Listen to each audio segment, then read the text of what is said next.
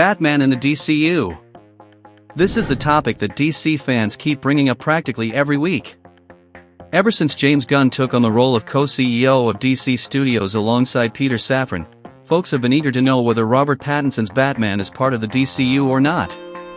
Although James Gunn has repeatedly stated that DCU's Batman is different, there's always some insider news from Warner Brothers suggesting they want Pattinson to be part of Gunn's new shared universe. But will that really happen? Are Gunn and Matt Reeves going to give in and merge these two universes due to fan demand?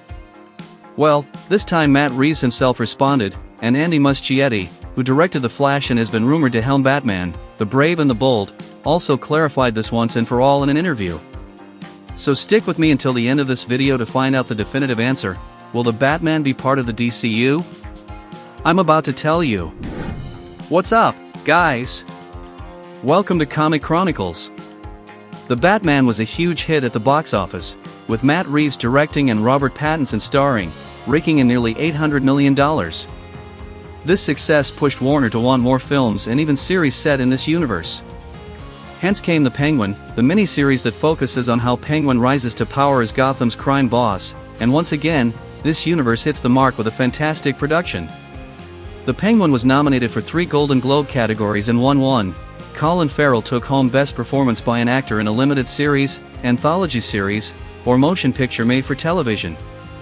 At this ceremony, Matt Reeves, the creative genius behind this Batman epic crime saga, was in attendance to support his friend and actor Colin Farrell. Of course, the press couldn't resist asking about the hot topic everyone discusses online every week. But before we dive into Matt Reeves' comments, make sure to hit that bat like on this video and subscribe to our channel. You'll stay updated on all the DC news and everything happening in comics, movies, series, and animations. Support us by subscribing and turning on your notifications. Thank you, and now let's get into the video. When Josh Horowitz from the Happy Sad Confused podcast directly asked Matt Reeves whether the Batman is part of the DCU, he gave a pretty neutral response. He said, "It really comes down to whether it makes sense or not." He continued, "What's been great is I had a story I wanted to tell with what we're calling the epic crime saga and all that, which is the driving force behind what we want to do. It's been important for me to interpret it this way." James Gunn and Peter Safran, the co-CEOs of DC Studios, have been really great and are letting us do this. What does the future hold? I can't really tell you. I have no idea right now, except that I'm focused on starting to film the Batman Part 2 and making something really, really special, which is of course the most important thing. Reeves was then directly asked, what if Gunn and Safran decide they really want Pattinson to be the Batman in the DCU? "I don't know," he replied. "We'll have to see where that goes." Well, that was Matt Reeves' answer, and the fact that he didn't say yes or no leaves room for fans to interpret his response in either direction. Based on Matt Reeves' answer, do you think the Batman will join James Gunn's DCU? Comment below with your thoughts. I'm really curious to know what you think about this. Share your opinions so we can discuss it further. I genuinely want to hear your responses in the comments. Right off the bat, I want to say I don't think this will happen. To me, it's clear that Matt Reeves doesn't want that, simply because he's the mastermind behind this universe of stories he wants to tell. Mixing it into another universe filled with superheroes risks losing the vibe of the stories Matt Reeves has been developing. Honestly, I think if he doesn't want this to happen because he wants to tell his story and vision of Batman, James Gunn will continue to support that desire and respect Matt Reeves to the fullest. Ignoring that would be disrespectful to the director. Since Matt Reeves is currently producing just about everything related to Batman from DC Studios, I don't believe James Gunn will disrespect his wishes. If that happens at some point, I think Reeves will walk away from the project, and then the vision he had in the first film, which is now expanding in the Batman Part 2, will undoubtedly get lost. It would be like making more Batman movies with Michael Keaton without Tim Burton or Christian Bale's Batman without Christopher Nolan. Without the director to provide his vision of Batman for the adaptation, you lose the vibe established previously, and in the case of the Batman, there's no way to separate it from Matt Reeves. Look at the Gotham he created, check out the aesthetic of the first film and the Penguin show. While it's a more grounded Batman, it's currently the closest to the comics, and I want to see much more of this Batman.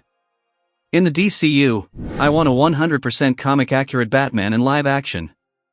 I want to see a Gotham with much more gothic buildings than we saw in Creature Commandos. I want dirigibles in the sky, a giant dinosaur in the Batcave, a giant coin, Joker's card, and everything that's in the comic book Batcave. The Batman is a wonderful universe, but for the first time, we have a chance to see a totally comic book-oriented Batman on the big screen. A Batman that has the Bat family, and maybe one with the classic gray and blue suit from the comics would truly be incredible. That's my biggest wish involving Batman in the DCU. Alright guys, that's what Matt Reeves said, but it doesn't stop there because Andy Muschietti, who directed The Flash, along with the It movie series, and is set to direct another installment of that franchise, also mentioned in an interview with Radio TU show that Robert Pattinson's Batman won't be part of the DCU. He stated this very clearly, that the Dark Knight in the DCU is not the same as Matt Reeves. Additionally, he touched on how the upcoming Batman films will work in theaters, noting that with the Batman pushed to 2027, The Brave and the Bold will take some time before it releases. Muschietti said the following: "What DC is doing right now is a strategy to make sure that these two films don't conflict with each other." As for my involvement in the film, Muschietti added, "There's good intent. I want to make the film, we're discussing ideas, story, and tone. I can't say anything but it'll be amazing, that's for sure." On top of all that, he also mentioned he's talked to James Gunn about the story and concept of Batman, The Brave and the Bold, but hasn't spoken with Gunn since Superman began filming.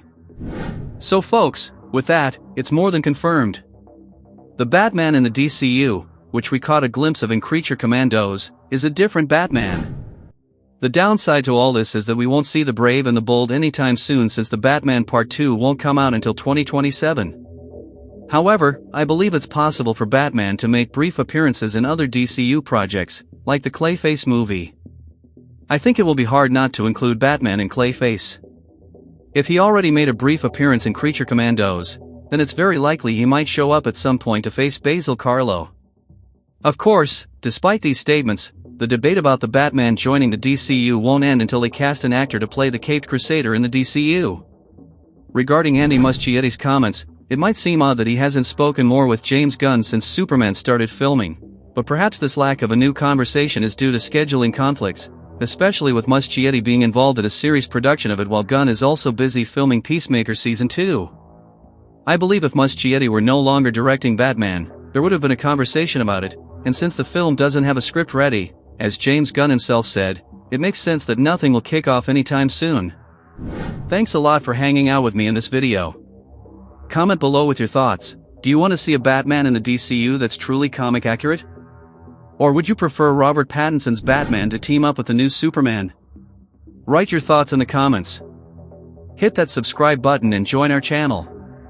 I'll be bringing more videos about the DCU, which is coming in strong this year, and I know you won't want to miss out on the updates. Also, feel free to check out these two videos popping up on your screen. One is about Jason Momoa's confirmation as Lobo in the Supergirl movie, while the other is a complete video on everything involving Lobo in comics and other media so you can get to know the character better. Thanks again, and see you next time.